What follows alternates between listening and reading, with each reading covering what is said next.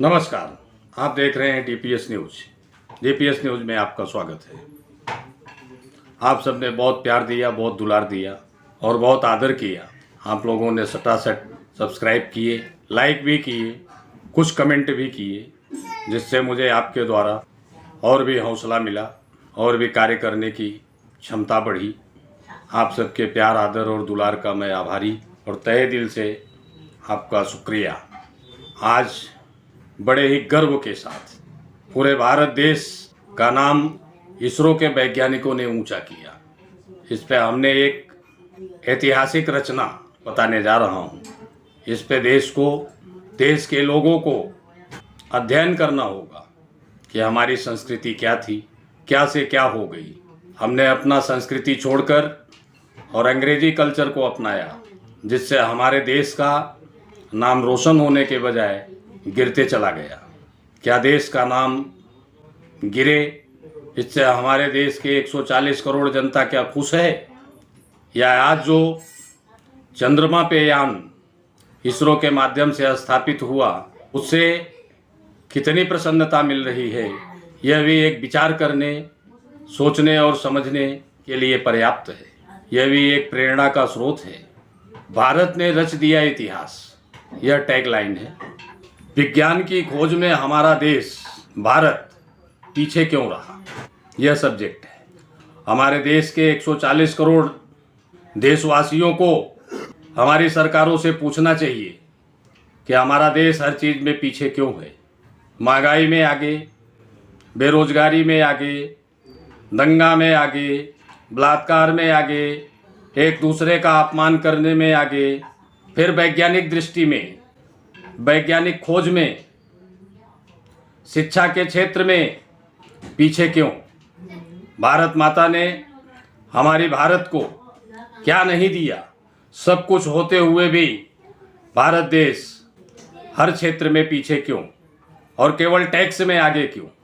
Tax की बढ़ोतरी करने में हमारा देश सबसे आगे। टैक्स के सहारे कब तक देश चलेगा? जब देश के जन जन के पास कुछ नहीं बचेगा तो सरकारें टैक्स किससे लेंगी, किस चीज़ का लेंगी, किस भाव से लेंगी, किस स्तर से वो आपके साथ व्यवहार करेंगी? आने वाले समय में यह आपको विचार करना है। विचारों की प्रेरणा आज के नेताओं से ले लो, लेकिन देश पीछे क्यों है, इसकी प्रेरणा अपनी संस्कृति से ले लो। तो पश्चिम में ही ज़्यादा वैज्ञानिक क्यों पैदा हुए? जबकि सच तो यह है कि जब पश्चिम के लोग अशिक्षा के अंधकार से जूझ रहे थे, भारत के महान ऋषियों ने विज्ञान की सरिता बहा दी थी। याद रहे कि जीरो का ज्ञान दुनिया को हमने दिया। जब पश्चिम ऊंटों खच्चरों पर चल रहा था, भारतीय मेधा ने गणित, भूगोल, अर्थशास्त्र, जामिनी, बीज गणित, अंतरिक्ष माप लिए थे। फिर भी हम वैज्ञानिक खोज में पिछड़े रहे। भारत के जगदीश बसु ने रेडियो की खोज की। यह बताया कि पेड़ पौधे भी हमारी तरह भोजन करते हैं, श्वास लेते हैं, लेकिन उनका नाम नहीं आया क्योंकि हम गुलाम थे। अंग्रेजों के हमारे वेद शास्त्र, उपनिषद, महाभारत, रामायण ज्ञान के असीम भंडार हैं, लेकिन अंग्रेजी मानसिकता के कारण हम संस्कृत भाषा और ज्ञान के भंडार ग्रंथों की उपेक्षा की। ज्योतिष के द्वारा ब्रह्मांड में स्थित ग्रहों का ज्ञान प्राप्त कर चुके थे हम। विदेशी हमारे ग्रंथ उठा ले गए, उन्होंने उस पर शोध किया। भारतीय ब्राह्मणों को गांधार में हमला कर यूरोप में ले जाकर बेच दिया।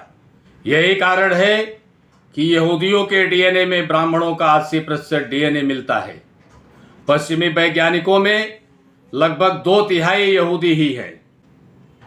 हमने अपने संस्कृत ग्रंथों को हेय समझा, पश्चिम ने अपनाया और उन्नति की।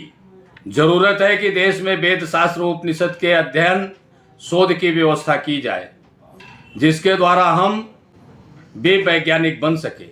याद होगा, एटम बम बनाने वाले वैज्ञानिक से पूछा गया प्रेरणा कहाँ से मिली। उन्होंने रामायण और महाभारत का नाम लिया और हम अपना संस्कार, अपनी सभ्यता भूल गए कि भारत कभी विश्वगुरु था। दुनिया को मार्गदर्शन दिया। वसुधैव कुटुंबकम, दुनिया को हमारी ही देन है। फिर भी हम पिछड़े हैं। लेकिन शिक्षा के लिए, क्योंकि नेता खुद को विश्वगुरु कह सकता है, लेकिन शिक्षा के लिए उनके पास धन ही नहीं है। इसरो ने पहले चंद्रयान भेजा, असफल रहे। हमारे इसरो के वैज्ञानिक असफलता को मौका समझा, तीसरा चंद्रयान भेजा। तीसरे के चंद्रमा के क्षेत्र में स्थापित होते ही यानी जाते ही निष्क्रिय पड़ा रहा चंद्रयान 2 जाग गया। चंद्रमा के दक्षिणी ध्रुव पर यान उतरकर देश का नाम ऊंचा किया। इसके लिए इसरो के वैज्ञानिकों को हार्दिक बधाई। इस सफलता का पूरा श्रेय इसरो के वैज्ञानिकों को जाता है। चंद्रमा के दक्षिणी ध्रुव पर तिरंगा फहराने वाला भारत इकलौता देश है जहां की सरकारें घोटाले करती हैं, जनता की शिक्षा व्यवस्था को ध्वस्त कर चुकी हैं, रोजगार न के बराबर है, महंगाई की तनिक भी चिंता नहीं है, न इन्हें देश की चिंता है। जय हिंद, जय भारत।